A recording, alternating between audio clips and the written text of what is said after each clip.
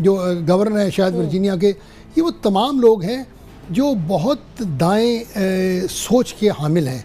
इनकी वजह से डोनाल्ड ट्रंप को मजबूरन ऐसे काम करने पड़ेंगे जो उनका बेस, जो वाइट फॉर्म है, जो सफ़ेद फॉर्म लोग हैं, उनको खुश कर सके, जिसके नतीजे में उनके मुल्क के अंदर जो दूसरे तबके हैं वो ना खुश होंगे और वो जो काम करेंगे, मसलन वो इजराइल को बहुत हेल्प करेंगे, ईरान के साथ बहुत सख्ती बरतेंगे, चाइना के साथ वो तजारती माहदे में और सख्ती करेंगे, हिंदुस्तान के ताल्लुकात वो कहते हैं और बेहतर करेंगे। आई लव हिंदू आपने कई दफ़े सुना होगा।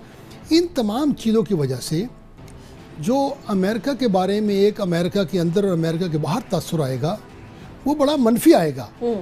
गो के कुछ तबके अमेरिका के डोनाल्ड ट्रंप से बहुत मुतासर होंगे और उसकी सपोर्ट करेंगे, लेकिन आने वाले दिनों में मुझे यूँ लगता है कि वो अमेरिका जिसको सदर ओबामा ने, और याद रहेगा सदर ओबामा भी कोई मुसलमानों के साथ नादो काम नहीं करते थे, उन्हीं के ज़माने में इराक में खती हुई, उन्हीं के ज़माने में लीबिया टूटा, हमारे जहाज़ों के पैसे उन्हीं ने रोके।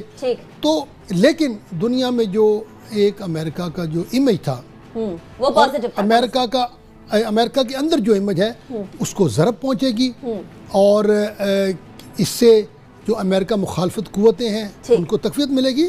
और कई लोग कहते हैं कि इससे ये जो आईसिस है इसको बड़ी तकवीत मिलेगी। तो अमेरिका के लिए बड़ा ये सोचने का मुकाम होगा और शायद लोग समझते हैं इन्हीं मजबूरियों की वजह से डोनाल्ड ट्रंप वो तमाम चीज़ें जो उन्होंने इलेक्शन से पहले कहीं वो शायद उनको ना कर सके। वो एक चीज तो रिवर्ट बैक कर ली ना, उनकी वेबसाइट से मुसलमानों के खिलाफ एक कहा हुआ सेंटेंस वापस ले लिया गया, वो वेबसाइट में नहीं है। लेकिन खालिद साहब, अब कमिंग बैक टू हमारा जो रीजन है, हमारा खिता, पाकिस्तान के बारे में उन्होंने नेगेटिव बातें बोली है, बोला कि भारत को पाकिस्तान पे चेक रखने के लिए रखा जाएगा। फिर एक वीडियो सर्फेस होती है जहां वो कहते हैं I love Pakistan, we love Pakistan.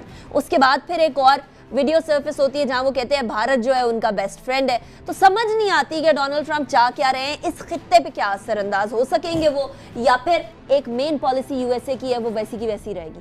देखिए, मुल्कों के जो दूसरे मुल्कों के साथ मफाद होते हैं वो तो देरपा होते हैं और एक आदमी के इलेक्ट होने से वो चेंज नहीं होते, लेकिन थोड़ा बहुत फ़र्क ज़रूर पड़ता है। इंडिया के साथ ताल्लुकात बुश ने बहुत बढ़ाए, सदर ओबामा ने बहुत बढ़ाए। जैसे मैंने पहले चंद लम्हों पहले कहा था कि सदर ओबामा भी कोई पाकिस्तान के दोस्त नहीं थे। उन्हीं के ज़माने में ये डू मोर का, हमारे F-16 के झगड़े, उन्हीं के ज़माने में इंडिया के साथ न्यूक्लियर सप्लाई ग्रुप का इंडिया को उसमें शामिल करने की कोशिश, उन्हीं के ज़माने में इंडिया के साथ स्ट्रेटजिक फ्रेमवर्क, तो वो सब कुछ सदर ओबामा के ज़माने में होता है। मैंने कहा लीबिया का भी टूटा सदर ओबामा के ज़माने में टूटा, लेकिन डोनाल्ड ट्रंप का मैंने सुना है इंडिया में इन्वेस्टमेंट है, जो क्योंकि मैंने पढ़ी नहीं है लेकिन मैंने कहीं पढ़ा है कि वहाँ पर उनके होटल्स, फिर जो वहाँ के अमेरिका में जो इंडियन ख़ास तौर पर हिंदू इंडियंस हैं उन्होंने उनको सपोर्ट किया, दिवाली वाला फंक्शन दिया। और फिर सदर जो डोनाल्ड ट्रंप ने इजराइल की बहुत खुलकर हिमायत की है।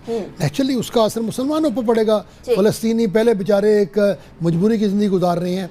फिर वो बार बार कहने लगे कि जैसे मैं आऊँगा मैं जो ईरान और अमेरिका की न्यूक्लियर डील है इसको आते ही ख़त्म कर दूँगा। और अभी सुना है आजकल में ही वो कह रहे हैं कि जनाब ईरान पर मज़ीद पाबंदियाँ लगेंगी ताकि उनके जो ये मिसाइल प्रोग्राम की वजह से और पाबंदियाँ लगाई जाएं। अच्छा, इन सारी चीज़ों की वजह से जो उनका रुझान है वो पाकिस्तान मुखालिफ कुव्वतों की तरफ है।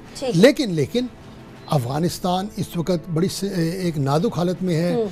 पाकिस्तान वहाँ पर अमन लाने में किरदार अदा कर सकता है। CPEC मुकम्मल होता है जब, तो चाइना के साथ जो तजारत है उसमें पाकिस्तान का बहुत रोल होगा। हमारे लिए ज़रूरी ये है हम अपनी लॉबिंग वहाँ बढ़ाएं, अमेरिकन मीडिया में अपना मुकाम पैदा करें, अपने इमेज को बेहतर करें। और सबसे ज़रूरत बात यह है कि एक मजबूत और एक खुद मुख्तार पाकिस्तान होने का जो एक तस्वर दुनिया में पेश करें, जिसके बेशुमार दोस्त मौजूद हैं। इंशाल्लाह